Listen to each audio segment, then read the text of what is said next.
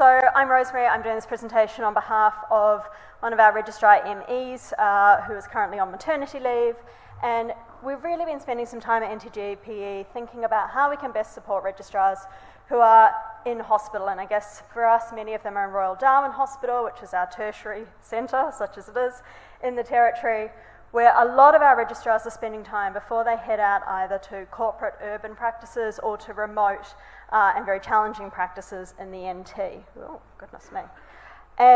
So we asked 30 of them to complete a survey, 11 of them did, that's 30%, which isn't so bad for us. And we said, is this your first rotation in general practice? Where have you come from and where are you going? So most people who were still in the hospital were on the training program hadn't been in general practice previously. So they were GP registrars in name, but perhaps not yet in nature. We asked them where they were, and most people were doing this time semi-involuntarily. So some people were completing their mandatory rotations, which they needed to do.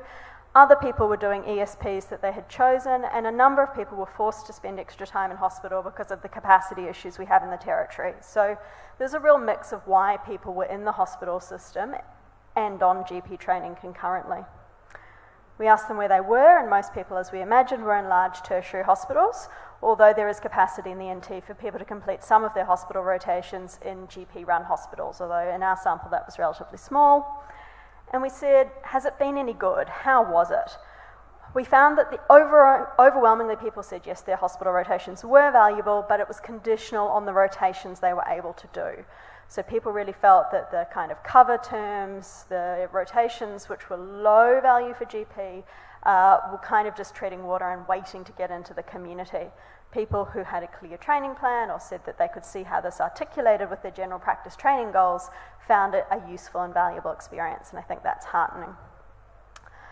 We asked them exactly how it helps them prepare for general practice, and everybody said everything was helpful, which in some ways was reassuring. Then we asked them, how are you going with being a GP in the hospital system or a GP registrar? Overall, people felt that they weren't getting so much support. There were some teaching sessions, much like all the RMOs were getting, but there wasn't a whole lot of, hello, welcome to the GP community, how can we make this experience relevant to what you're going to be doing for the next few years? Similarly, people were pretty professionally isolated from general practice during their hospital time. So most people didn't realise there were other GP registrars in the hospital with them, and there wasn't a sense of collegiality, or really in many cases a connection between registrars or back to NTGPE. So we asked them how they connected with general practice training, and hearteningly they said they read some of the newsletters, but many said that they weren't able to connect, or the free text comments suggested that they felt a little bit dissociated from what was happening in general practice. We asked them how we were doing, and they said mainly you email us, which is what we felt we were probably doing for them. We, in many cases, hadn't met these registrars in a whole lot of kind of ongoing ways.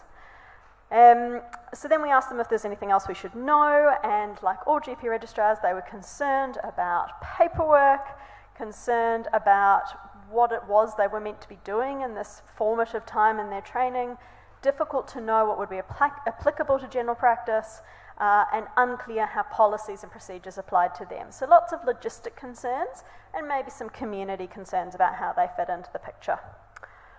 So we started to think what that meant for general practice registrars in the hospital system, and we identified that for lots of people there was a gap in orientation, and that's really multifactorial. So we hadn't really ever said hello and welcome to general practice, partly because these people were working in hospitals, and certainly for us a lot of our trainees come or begin their training interstate, so they're scattered across the country, and they've got diaries and shift work which are really difficult to break into. So it's not like we've got capacity to bring all these people to Darwin and say hello and welcome to the family.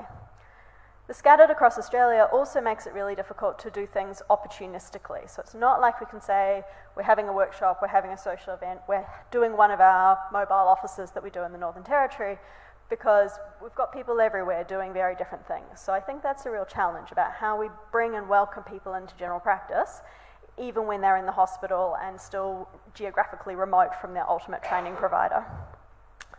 What do we think we should do for them? We've been thinking that we should send them more emails. but more loving, relevant, targeted, focused emails. So less how to get a provider number, and more, we're opportunistically going to be on the Gold Coast, and those of you training in Queensland might like to pop past. We could have a TA meeting. There's an opportunity to really amplify the opportunistic connections with these registrars. So less volume, higher quality on the email front.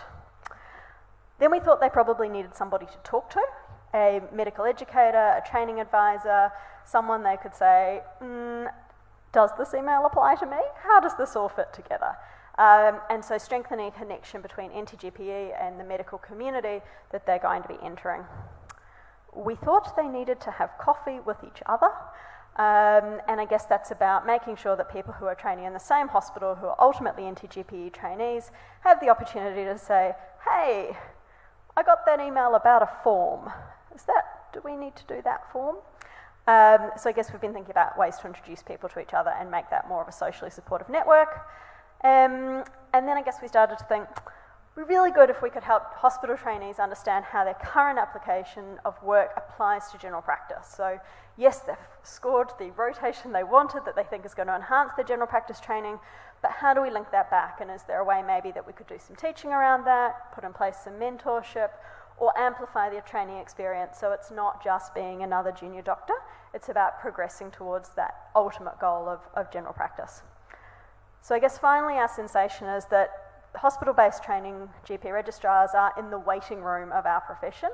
These are our future GPs, and as much as we love and embrace registrars currently on the training program and in community placements, we've got this opportunity to really add value and maximise the experience for people who are coming up the pipeline. So I think that's something we're mulling over, and we're always keen to hear how other RTOs are doing it. Thanks very much.